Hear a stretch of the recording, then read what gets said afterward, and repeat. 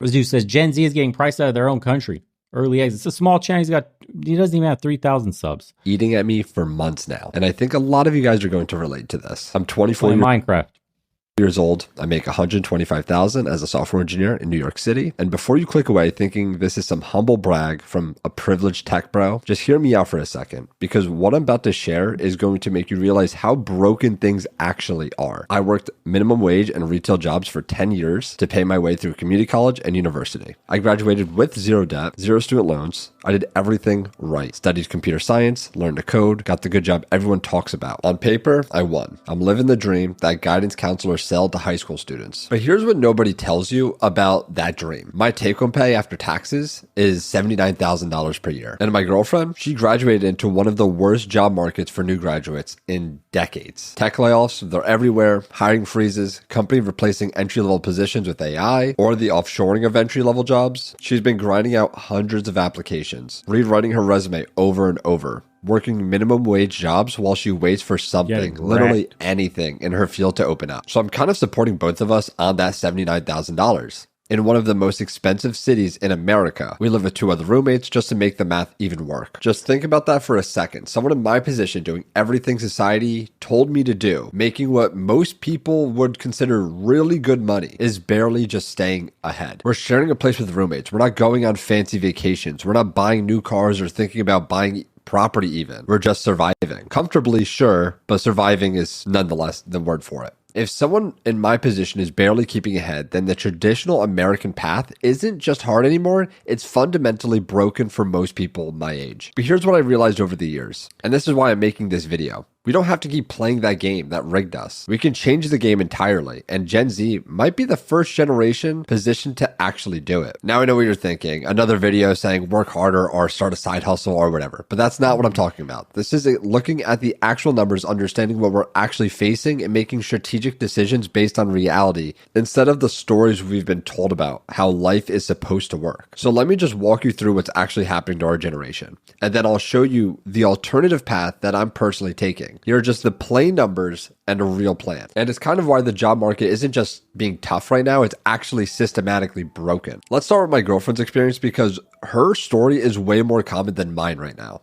She did everything right, got the degree, built the resume, developed the skills, but she graduated right as companies started massive layoffs, right as hiring freezes hit, right as— It's insane to say you do everything right and you graduate during like the most horrendous job market you possibly can for the thing that you're learning. Golly. I graduated high school in 08 and 09, 08, 09, during the Great Recession, I would say. And our teacher told us straight up, you guys are fucked. Good luck with whatever you're going to do in college. This is way worse than what we had to do when they graduated. I think my teacher said she graduated in like 70 something. They had their own crisis then too. Yeah. Wow. Can you imagine going into computer science, teaching yourself how to code, how to read computer language? Literally takes forever to get even remotely skilled at programming. And then AI just goes, no, later, cuz there goes your entire 4 years. Here goes your life. Oh, and the code monkey shit that you used to do, even if AI can't do it, we'll just get an H-1B visa Indian and good luck. Sold out, dude. As AI started eating at entry-level positions that used to be stepping stones into mid-level careers. Hundreds of applications sent out, constant resume tweaking, rejection after rejection, or even worse, just silence. She's working jobs she's well overqualified for just to pay the bills while she keeps applying, keeps hoping, and keeps grinding. And here's the thing that keeps me angry. This isn't her fault. This isn't a personal failing. This is what happens when an entire generation graduates into a fundamentally changed economy. And there's actual research on this. Graduating into a weak job market creates what economists call a wage penalty that can last to 10 to 15 years. We're talking about hundreds of thousands of dollars in lifetime earnings just lost just because you happen to graduate in 2025 instead of 2018 or 2019 or even 2020. You're not starting from the same place as people who just a few years before you started from. You're starting well behind them. And that gap actually never fully closes in your lifetime. See, even the National Bureau of Economic Research covers this. The long-term effects of graduating in a recession or recession-like environment has earning losses that eventually do fade, but it takes 8 to 10 years to even just catch up earning-wise with peers that graduated a little bit before you. And again, that gap is still there your entire life. That gap never actually fully closes. See, my girlfriend is living proof of this. She's smart, she's capable, she's willing to work hard, but just because of timing, she's paying for it. And she's not alone. This is the norm for Gen Z graduates right now. Now, I'm not going to be doom and gloom because there is some good things that came out of this. It's forcing us to develop skills that traditional stable employment never actually teaches. It teaches you income diversification, adaptability, self-reliance, learning to You shouldn't have to do. Look, I get seeing this as a positive, and that's great. It's glass half full mentality, which you should have to help you, in dire times when you're struggling. But you shouldn't have to diversify. You shouldn't have to, learn how to do all these side hustles. That's a means of survival in the current economy that we're in. People are doing that not because they'd like to do that, because they have to do that. That's what sucks about this. It's not like, hey, we're doing great. The economy's firing on all cylinders. We all got opportunities. As long as you work hard, you get your shot in life. And it's like, and on top of that, I want to be ambitious and start a side hustle. And on top of that, I want to diversify the income. That's not what's happening. People are literally starving to death on their main jobs, and they need to get a second or a third job or some gig work to make it work. Or roommating with two people plus you're with your woman. Like, that's insane. I could not imagine being with my woman and then roommating with another two, dudes? What? Just to make the math work. Create value outside of traditional job structures. These are Thomas, $4.99. Just went to the cafeteria at work and AI runs everything. Check out, cooks the food, takes orders. They have one person to watch, that's it, no humans. Yeah, it makes perfect sense. I think I read Amazon was trying to replace, you know how crazy it is? Amazon is trying to replace 600,000 jobs, I think in the next year or so, and reduce their hiring of Americans down to, I don't know, like some record low number. I'd like to find that. 1 second. See if I could actually find this. It absolutely blew me away.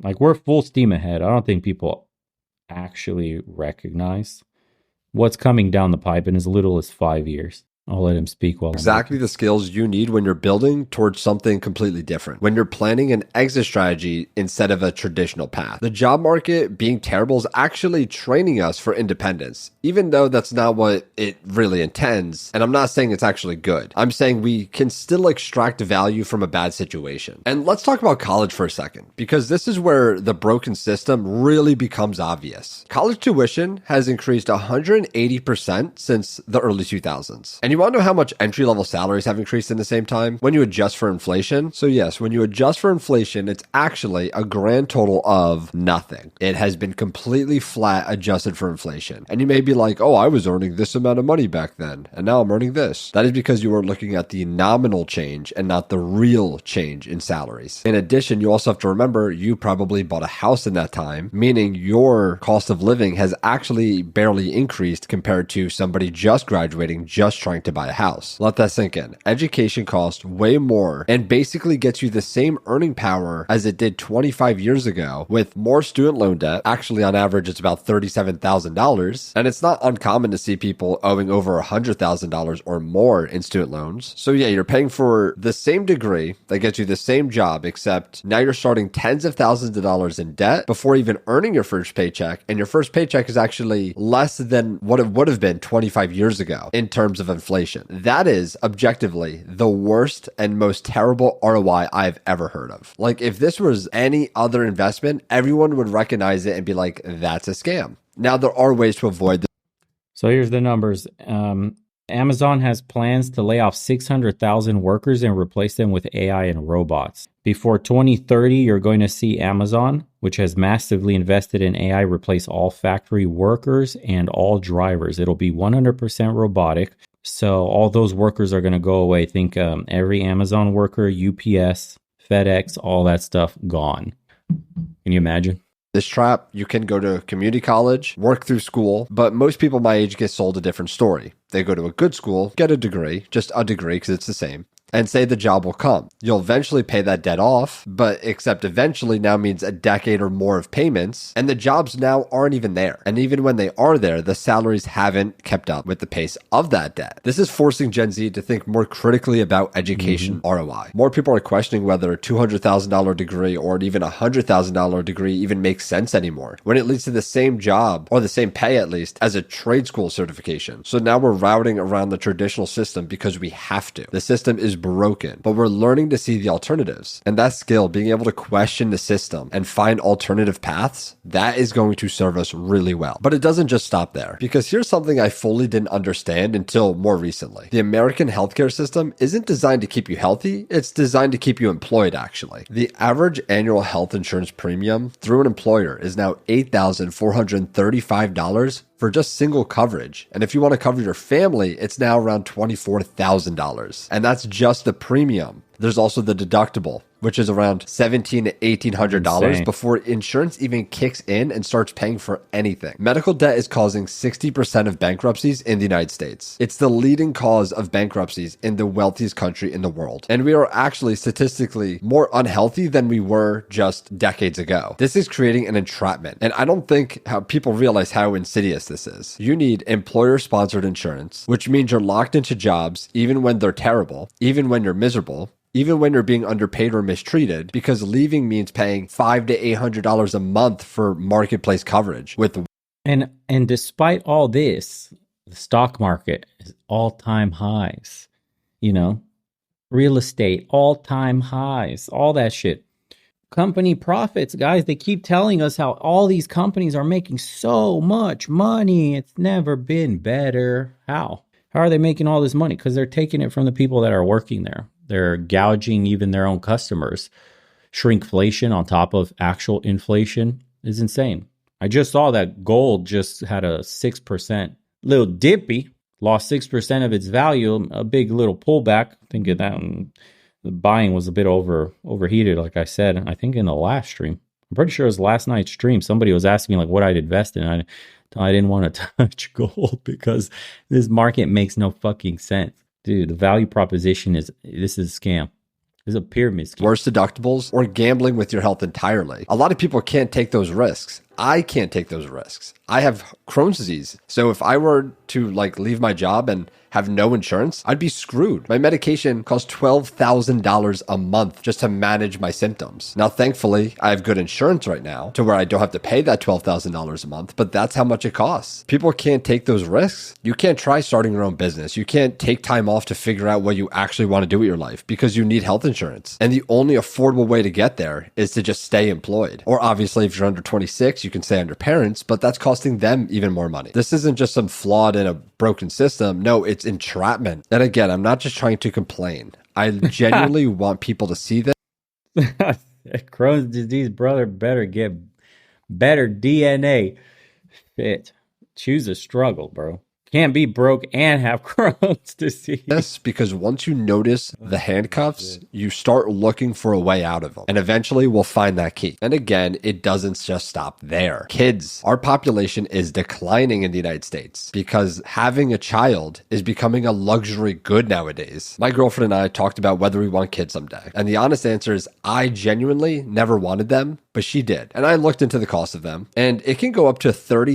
Buddy, your girl wants kids and you don't. That is a fundamental different opinion that you each hold in your relationship that's not going to do well. Yeah. You're already struggling with money. You got Crohn's disease and you fundamentally see family planning from a different perspective than your woman. Is this going to last? And you got roommates. Can't be broke and have health problems and live with roommates and not be on the same page as your woman with family planning. Jeez Louise. $1,000 per year per child. And if you want 2 kids, you're paying around $60,000 annually in after-tax dollars just for childcare. For many families, one parent has to go to work and the other one has to leave the workforce because their entire salary would just go to childcare costs. But that's not the reality. Both parents are working. Both parents are paying for those child costs. And because of that, it's leading to a lot of neglectment. We're having kids being raised by TikTok and iPads, and they're being brain rotted. They're being robbed of their childhood through screens. Parents are being robbed of raising their kids and their child's life because they have to work through their entire childhood just to support them. In the United States, we offer 0 weeks of mandatory paid parental leave. 0. In the UK, it's 38 weeks. In Japan, it's 32. In Canada, it's 58. We're the only developed country in the entire world that doesn't guarantee any paid leave for a new parent. And that's causing Gen Z to delay having kids or choosing not to have them at all. And just given these circumstances, I'm just sick even. It's affordability, dude. It's not vacation time. It's not, maternal, paternal leave. Maternal and paternal leave would be nice, and we should update that shit. And then the higher end jobs do have really good packages for that. But the maternal and paternal leave that you get in these other countries, their salaries are dog shit. Their salaries are dog shit. I still remember that an AI researcher in Europe gets paid less than a dude that works at In-N-Out. Just saying. Just looking at it. In-N-Out managers make more than AI researchers in Europe. Like, please, bro. We're being told to have families while being given an economic system that makes having a family unaffordable. I've even seen a growing trend of many people wanting to leave the United States just to raise a child somewhere else, like countries like Portugal, Spain, or even most of Europe. They've solved the problem that the US refuses to even acknowledge. I also want to touch on the point of car dependency in America and how it's almost like a $12,000 I don't play Minecraft, but I can just tell by looking at the way he moves, he sucks. $1,000 a year. Am I mistaken? The average car payment in America is now $749 per month for a new car. For used, it's about $539 per month. Now you have to add $200 of insurance, $30 to $40 a week in gas, maintenance at $100, which is honestly undercutting it a lot. You're easily breaking over $1,000 per month just to own a car. And a $12,000, not asset, it's a depreciating asset. And in most US cities, this isn't optional. You need a car to get to work. You need to buy groceries. You need to live your life. The infrastructure doesn't give you a choice around that. Public transit is either non-existent. Oh, let's see. He's got the alternate path. Let's see the alternate path. Or the answer actually really hit me. The answer isn't to just keep grinding against a system designed for a different economy. The answer is to recognize you're playing the wrong game completely. Switch the game if you have to, where you actually have advantages. Here are some alternatives that nobody really talks about. What if we leveraged our time here with the one advantage we actually have? The ability to earn US dollars and move to a country where the cost of living Geo arbitrage. Okay. Digital nomad, dude. is dramatically lower, but quality of life is equal or even better. I'm talking about countries like Portugal, Vietnam, Thailand, Colombia, Philippines, Indonesia, Malaysia, places where you can live on easily $1,200 per month with everything included. And if you want to be even more frugal or lean than that, $1,500 a month could easily get you a better or the same quality of life than in many US cities. $2,500 a month equals $30,000 a year. Using a 4% safe withdrawal rule, which is the standard for retirement planning, by the way, you only need $750,000 invested to I love that. Hey, boys, you only need $750,000 invested with a 10%, 10%, what is he going to say, a 5% or a 10% return in the S&P year over year. Is that it, dude? So first we got to get the 750,000, and then we're going to have a consistent, stable, basically golden period of a market with 10% returns, some fucking insanity like that. What is he going to say? What's the percent? sustain that indefinitely. That's with that net worth constantly growing too. Compare that to the US retirement planning. You need $1 to $2 million. It doesn't say. Okay. We obviously need to know the returns. Saved minimum because the healthcare costs alone are over $300,000 over your lifetime. And that's in addition of car dependency, expensive childcare, what's the rate on returns? High cost of living, a higher inflation rate. You're not escaping to a worse situation. It's strategic relocation to a better one. I know this sounds like some backpacker stuff or living in hostels and eating street food and having unreliable internet, but that's not what I'm talking about. I'm talking about building a real life in a modern country. Portugal has digital nomad visas. Thailand has long-term visa options. Vietnam has modern infrastructure and high-speed internet. Healthcare costs in Thailand are extremely cheap compared to the US. You may not even need expensive health insurance because healthcare is actually affordable there. You have no car because public transportation actually works. there's buses, they have transit. They even have affordable apps like Grab, which is their version of Uber, which is extremely affordable over there, unlike in the US where it's a minimum of like $20 to $30 a ride. Childcare costs are even 70 to 80% less if you really do want kids. Your money overall stretches further. These places have thriving expat communities, quality healthcare, modern amenities, everything you'd want in a major city, just at a fraction of the cost. I covered this very in depth in my last video, where I went over the real costs, the real situation, and how far $2,500 a month can actually go. And if you have a remote So that's the exit strategy. Leave the United States, huh? All job, right. you can do this as soon as next year even. This option didn't exist for previous generations. We're the first with both the technology and the economic. Couldn't you also get a van, fix it up yourself and van life it, or get a mobile, not a mobile home, an RV? You could also get an RV, right? Wouldn't it be easier to just get an RV for the moment and save a ton of money than pay $2,000, $3,000 a month in rent? I actually was considering that once. You can get some real cheap land. Yeah, land as cheap as $500 an acre and plop your fucking RV there.